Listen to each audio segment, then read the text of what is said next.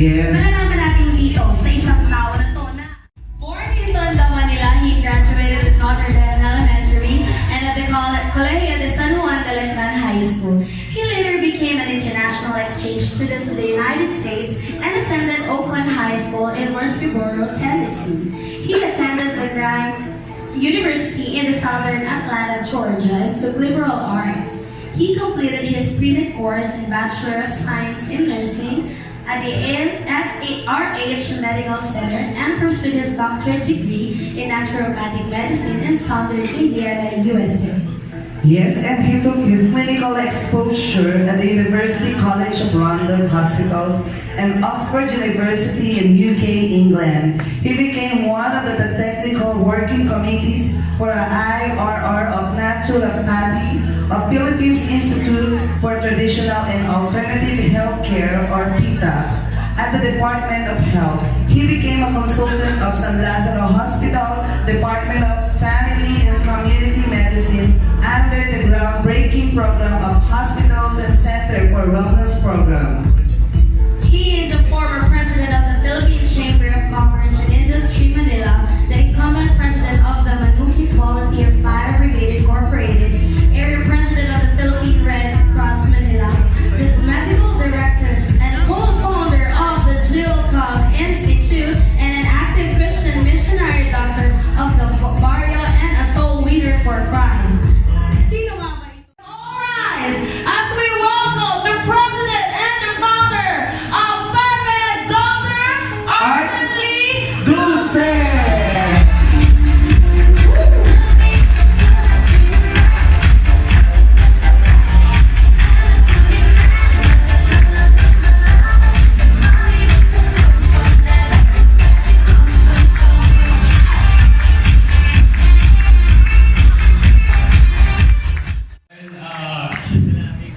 Ladies and gentlemen, salamat po sa mga pumalakpak. Yung hindi pa pumamalakpak, pwede pa po kayong humabol pumalakpak. Sige po, sige po. Pag hindi pumalakpak, hindi kakain. Well, ladies and gentlemen, I am delighted to be with you today as we officially launch our Philippine Academy of Naturopathic Medicine, Panmed, Incorporated. The academy that will enhance our skills and knowledge in helping our community for the betterment of health. I would also want to recognize the presence of Dr. Jaime Deliato, who's now with us at back. Ang itinuturing ko pong ama when it comes to naturopathic medicine. He became one of my inspiration upang lalong improve ang industriya ng natural medicines sa ating bansa. I would also want to commend the presence of our, is at the back, the DOH, PITA Director General, Dr. Annabel de Guzman and her staff. Thank you for coming, Madam. My greetings also goes to the members of the boards of the Panmed. My Vice President, Dr. Louis Domingo, who is soon to be Dr. Attorney, Dr. Randy Deliosa, a very humble, kahit sikat na doktor, our very own Sir Melchon Rito, Ma'am Beth Oliveros, di ba si Ma'am Beth? Wow, ganda ma'am. And Pastora Elma Tolentino, our board and advisors, Attorney Dr. Bu Castro, Attorney Dr. Manong Tony Rebosa, Dr. Amang Villaseñor. Finally, I greet all members, guests, and supporters na kasama nating magtataguyod ng Panmed sa buong Pilipinas. Wala pang palakpak dyan, no? Yung malakas naman ang palakpak.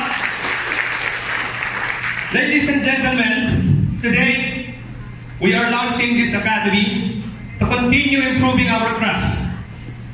Our purpose is to work together with different medical allies to guide and empower people through education and experience, improve health, and optimal wellness through the principle of naturopathic medicine.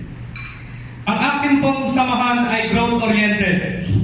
Tayo po ay nakafocus kung paano po palalaguin at pagyayamanin ang ating industriya.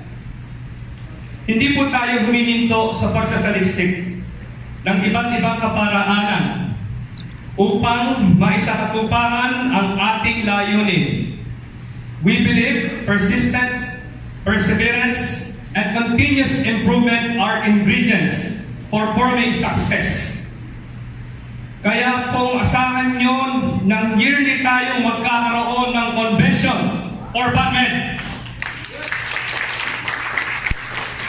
Di naman po lingid sa bawat isa na napakarami po natin hinaharap na challenge o labanan upang mabigyan ng mataas na recognition ang ating practice dito po sa ating bansa. At makatulong tayo sa iba't ibang naturopathic practitioners. At ikinagagala ko pong ipaalam na tayo po ay nagkaroon ng partnership with High Precision Diagnostic. Palakpakan po natin ang High Precision with Ma'am Lori. Sama po natin. At dahil nakikisa po tayo sa kanilang banner na everybody deserves high quality healthcare, make sure na nag-sign up po kayo with High Precision dyan po sa booth because we don't want you to miss the privilege and the advantage. Nandiyan din po si Dr. Deliso of Lifestyle Medicine. Nakapartner din po natin sa promotion ng health. They also have the wisdom to combine West and East medicine. Pagdating naman po sa ating community, hindi po tayo magpapabaya sa pagtulong sa mga nangangailangan. Kaya po, we partner with Project Outreach.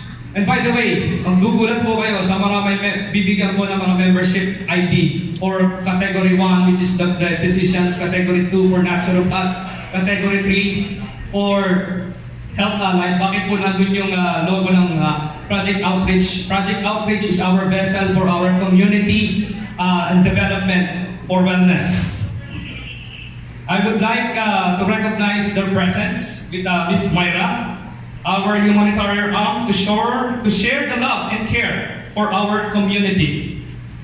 Siyempre, naniniwala tayo na ang kabataan ang pag-asa ng bayan.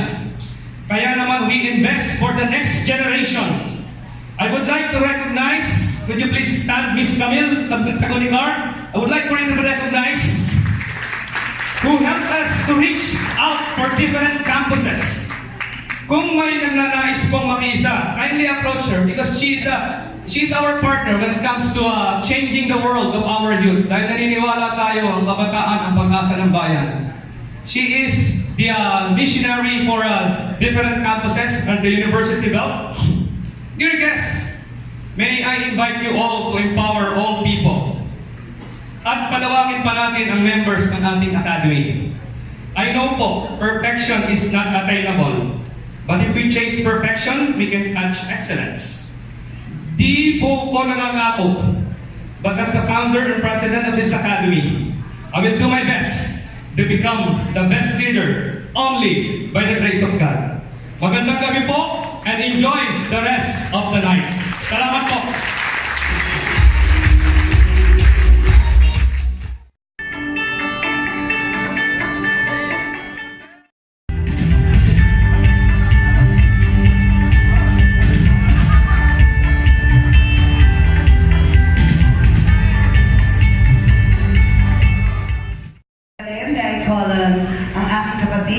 na Miss Hani Balasabas.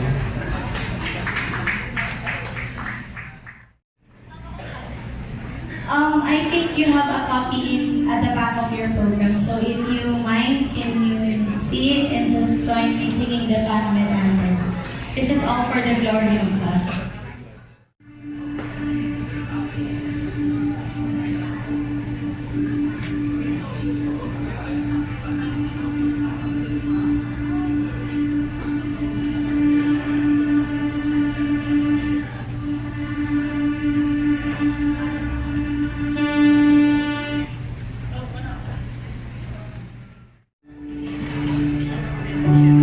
We hope for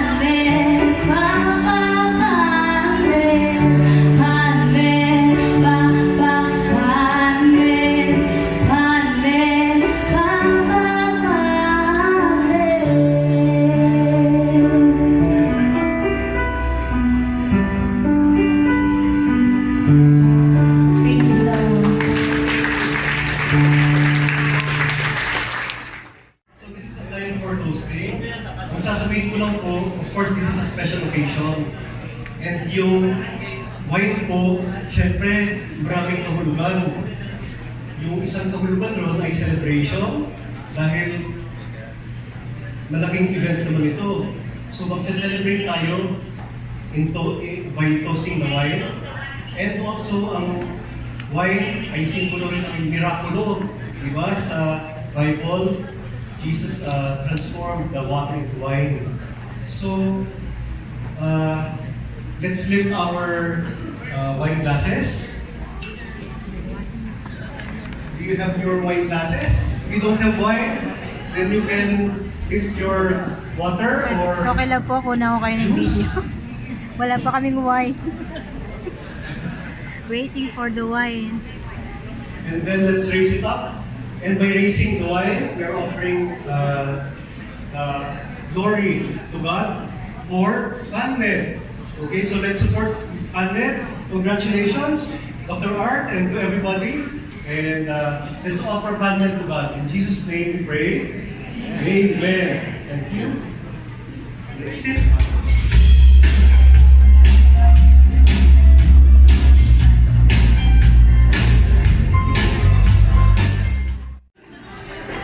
Alright, so, wow, that was so nice. And now we'll proceed to the most awaited part of the night. It's the dinner. I know you're not feeling well now, but let's save the moment as a special one. So we will now proceed to our dinner. It's by per table.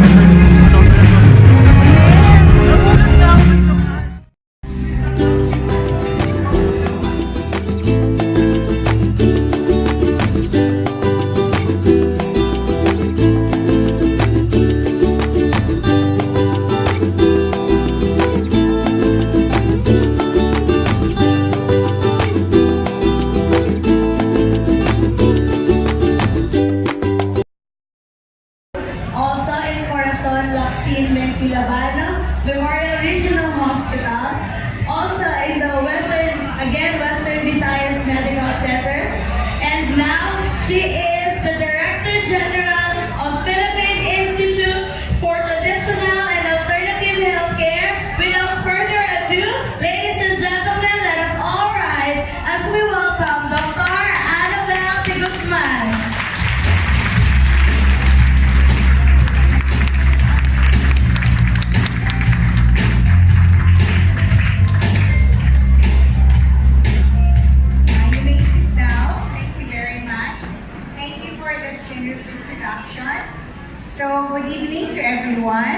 I'm Dr. Annabel Aviona de Guzman. I'd like to thank Dr. Dulce for inviting me, and also your organization, Philippine Academy of Naturopathic Medicine, or Panmed Incorporated.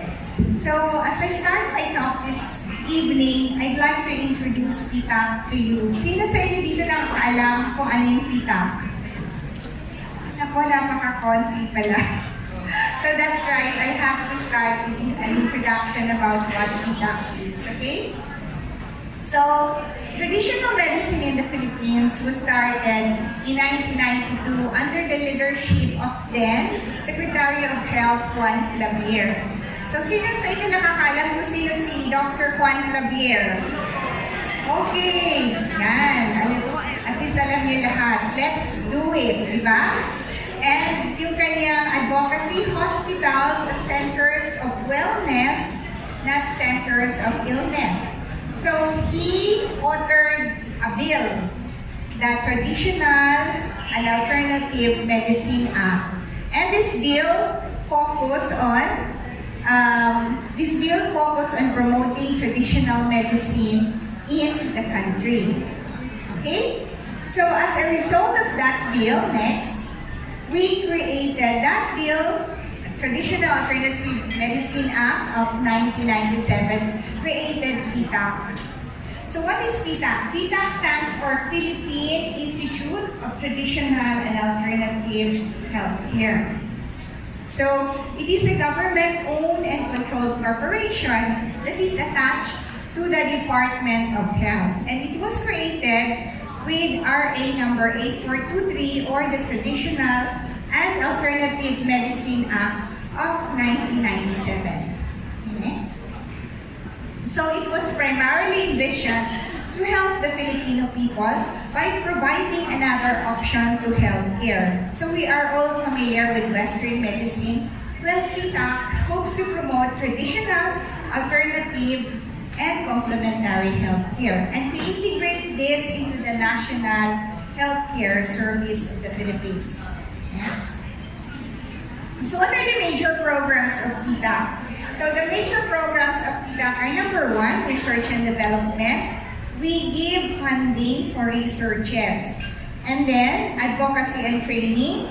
We give trainings in acupuncture, acupressure, Quina massage, putting up herbal gardens. And then we previously, of course, under Dr. Diliaco's time, production, marketing, distribution, and sales of our herbal products. And then, together with this, PTAC also formulated competency standards, code of ethics and guidelines for the practice of the different TAC modalities, and the certification of our TAC practitioners, the accreditation of TAC facilities, and the organization. So, how many practices or modalities of PTAC are you aware of? Of course, isa yung sa inyo, naturopathic medicine. Ano pa? Acupuncture. Okay, that's good. Ano pa? Chiropractic medicine, homeopathic medicine, Quina massage, anthroposophic medicine. Meron tayong dinidevelop ngayon for Filipino traditional healing or hilo. Okay? So this is the organizational structure of PTAC with the DBM approved plantilla. So we have a board of trustees. Yung board of trustees is composed of 6 ex-officio members of Department of Health, Department of CHED, Department of Education, Department of Energy, Natural Resources, DA, Department of Agriculture. And then we have 6 also from the different modalities, different practitioners.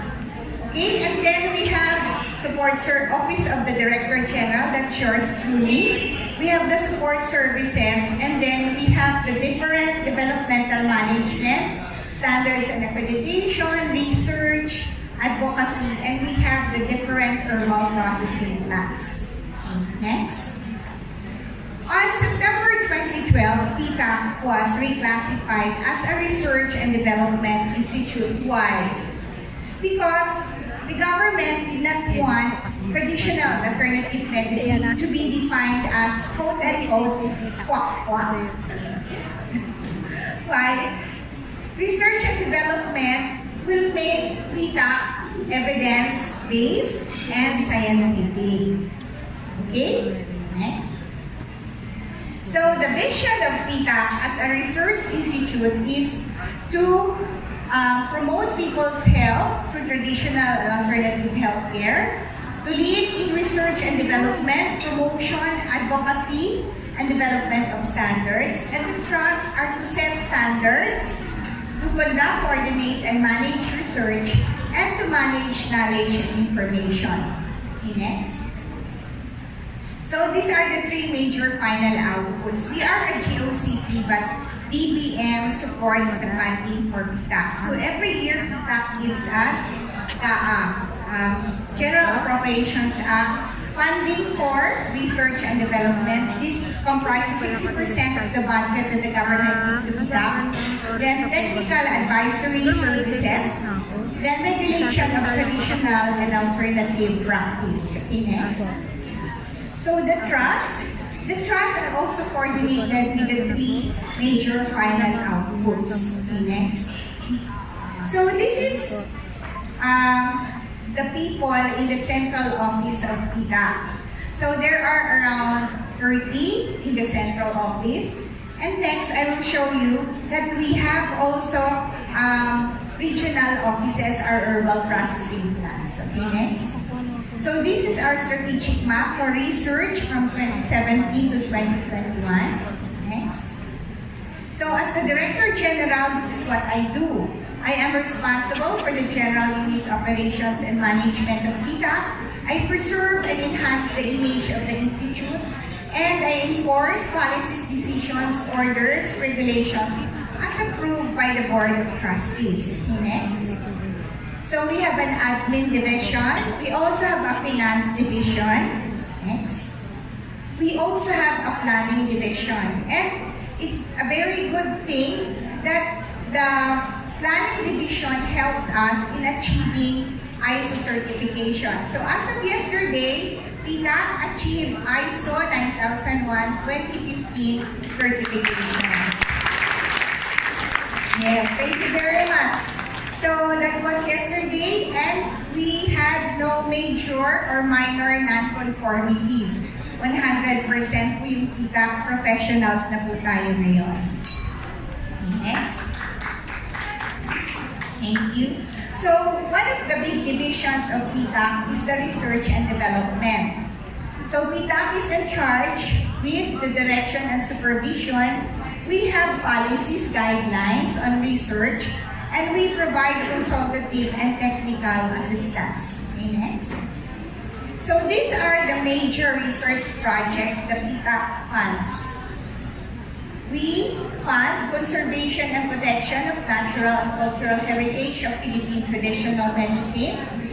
And this is one of the major funding that we have. We work in coordination with the Philippine Institute of Herbal Medicine in UP on the research and development on safety, efficacy, benefit, and quality of Philippine medicinal plants.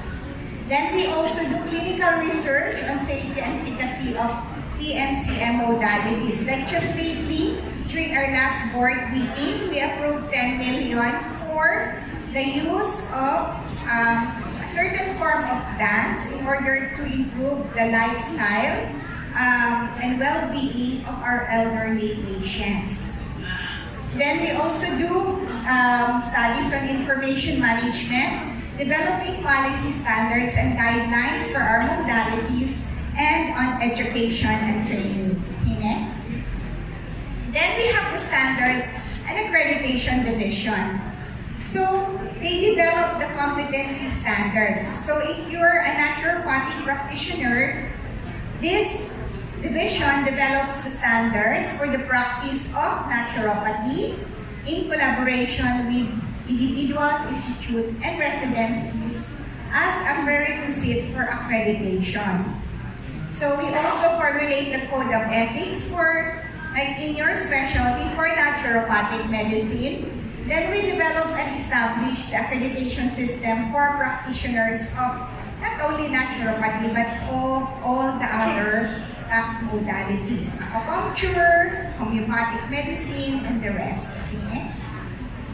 So,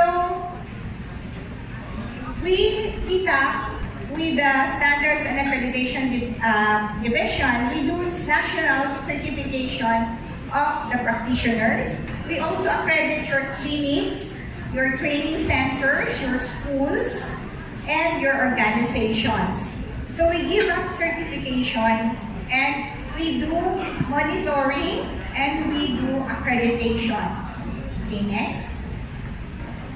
Social advocacy is in charge of promoting the services of PITA. Like earlier, I had to do the rounds of TV radio stations just to promote PITA. We also come out with books. Later on, we will discuss the books. And we also have, like just recently, we had our Congress in Davao. And then we also had our very first pista ng Panggagamotang Pilipino also in Davao. Okay, next. So we promote PITA through quad media, through linkages with local government units, and through community-based herbal medicine presentations, trainings on acupuncture, acupressure, etc. Next. So we have herbal processing plants. So what do? They produce materials and medicines for PITA. So very famous yung Lagundi and Sambong. No? We also do herbal soaps. Acapulco is used for antifungal. Guayaba soap is used as antiseptic. Labanos soap is used for moisturizing. Carrot soap is used for whitening. And all other natural products. Okay, next. So this is in Davao. We have 14 employees in Davao. So they do also top standards and accreditation, advocacy and training, and research and development. Okay, next. So we also have one in Tacloban, where we have 23 hectares where we can plant our raw materials. And we also have one in Cagayan Valley. Okay, next. So this is we'll go first to the budget. Okay, this is the budget that we got for 2016, 2017, and 2018. So as you can see, the biggest part of the budget that PITA gets from the government is for research. The next, we have for social advocacy, then we have for the regulation, and gas is for our maintenance operating expenses and for the personnel services, what we pay our employees. Okay, next. So, I centered on naturopathy because I'm supposed to talk on the updates of certification and accreditation of naturopathic medicine. So all in all, we only have 13 certified practitioners. But I know that there are around 40 applications which PITA has not acted on yet. We have one accredited lead and we have 3 training centers. One is owned by Dr. Cecil Lucentanes. I think it's the rector. And then there's one that's owned by Dr. Vicayer. And one owned by Dr. Dulce. Okay, next. Okay, before that, okay. So this is the composition of the National Certification Committee for Naturopathy. So after several years, we're reconstituting the members of the certification committee because we want to accredit and to certify once again naturopathic practitioners. No? So 13 lang, it's so low compared to we have for acupuncturists, we have around 700 plus. For chiropractic medicine, we have 34. And then we have for homeopathic practitioners around 30 plus also. But for naturopathic practitioners, we only have 13. How many of you here are practicing naturopathic medicine? Oh, marami na. Are you all certified? Not yet? Also, yun na. So we really want to go into that, no? So we have reconstituted the committee because we want to open again the certification of our naturopathic practitioners. So the PTAC Director General, that's yours truly, is the ex-officio chairperson. We have permanent representatives, PTAC Advocacy and Training Division Chief, that's Ms. Juris Rayonpante. And then we have the PTAC Standard and Accreditation Division Chief, that's Juris pala, Advocacy and Training is Dr. Francis Ras. And then we have 2 medical naturopaths, 1 naturopathic practitioner who may not necessarily be a medical doctor, 1 representative from an accredited naturopathy training school, and 1 representative from a naturopathy-related consumers group or health-related group. And lately, we have, lately we have added, lately we have added a board of examiners. So there will be a board of examiners which will be headed by Dr. Susan Balingit and Dr. William Merado. Hindi naman siya board exams kasi hindi naman tayo PRC, but it will help us in the certification of the naturopathic practitioners. Wala po tayong exam na lumalabas because we have not yet met with the reconstituted National Certification Committee, and we have not also yet met with the Board of Examiners. So we will be asking questions from the 3 accredited training schools, and we will gather these questions to be fair and to be objective, and we will also try to get it from the curriculum for naturopathic practitioners. And hopefully, we will also be putting up a review. Will that be fair enough? Okay. Sige, next. So, we have a new House bill.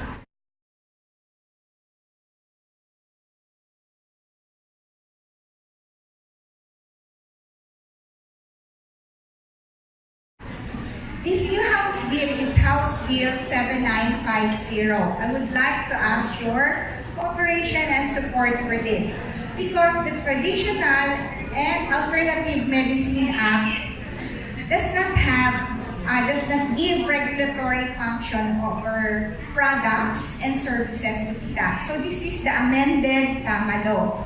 So what is this? So this is an act empowering the Philippine Institute of Traditional and Alternative Healthcare by vesting upon it regulatory powers, providing it with augmented human resources and upgraded equipment, establishing testing laboratories and field offices, and amending certain provisions of the Republic Act number 8423 and appropriating funds thereof. So this is the amendment of the Traditional, Alternative, and Medicine Act. Okay, next. So this act primarily and specifically seeks to empower the Philippine Institute of Traditional and Alternative Healthcare through the following. From FDA, this act will transfer regulatory powers over products, traditional and alternative healthcare products to PTAC. What does that mean? Right now, if you apply for registration of your health supplements, how long does it take you? 3 years? 3 years, no? Why? Because there's only one person assigned in the FDA for traditional and alternative medicine. Okay?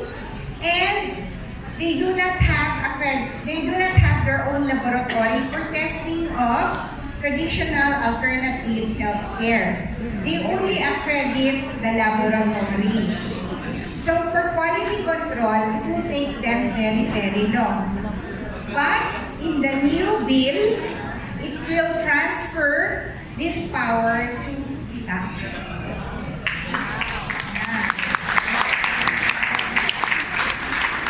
Because we believe that we practitioners know more about our products, right? Because not FDA will test your products, but most of the products that they test are with health benefits.